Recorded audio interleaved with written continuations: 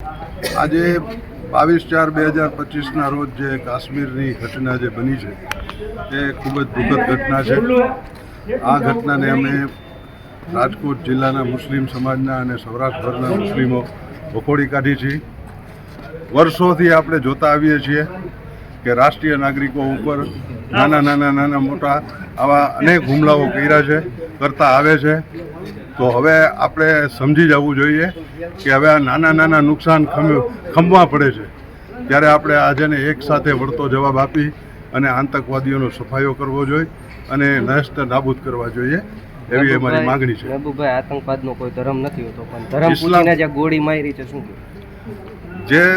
જે લોકો ધર્મ પૂછીને ગોળી મારતા હોય તો એના મતલબમાં એવો મતલબ થાય છે કે આનો એક નાપાક ઈરાદો છે કે મુસ્લિમોને બદનામ કરી અને પોતાનો આતંકવાદ ઊભો રાખવાની વાત છે, જેથી સમગ્ર ભારત નહીં પણ સમગ્ર દુનિયાના મુસ્લિમોને લાછણ લાગે એ રીતનું આ આતંકવાદીઓ કામ કરી રહ્યા છે.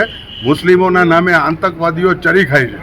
ખરેખર ઇસ્લામ ધર્મની અંદર આતંકવાદીઓનું કોઈ સ્થાન નથી અને રહેવાનું પણ નથી. અમે સખ્ત શબ્દોમાં એને વખોડી કાઢી. સરકારના જે અત્યારે પગલાં લેવાઈ રહ્યા છે શું કહેવું છે? જે સર્વપક્ષીય બેઠક જે બની છે અને બેઠકની અંદર જે નિર્ણયો લેવાના છે એ ખરેખર યોગ્ય છે અને અમે એને બિરદાવીએ છીએ. આ જે નિર્ણય સરકારના જે રહેશે એ સરકારના નિર્ણય સાથે રાષ્ટ્રીય મુસ્લિમ એ યોગ્ય છે.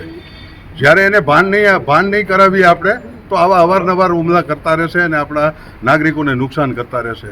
આ ટુરિસ્ટ બિચારા નિર્દોષ રીતે ફરવા ગયેલા છે, જેને આવી કોઈ ઘટનાની ખબર નથી કે આવું બનશે, અને ઓચિંતાના આ રીતે ગોળીના અંધાધૂન કરી અને લોકોના મૃત્યુ થાય એ રીતના જે નિર્ણયો એ લોકોએ લીધા છે, ખરેખર આને જવાબ એ રીતે આપવો જોઈએ કે આવનારા દિવસોમાં આતંકીઓનો નામો નિશાન મીટી જવું.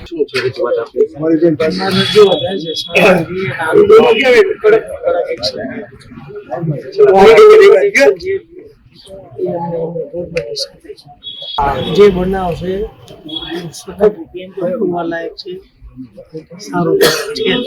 આતંકવાદનો કોઈ ધર્મ હોતો નથી. આજે આવેદન પાઠવ્યું છે, શું એક સમાજને મેસેજ પણ લોકો સુધી શું સંદેશ?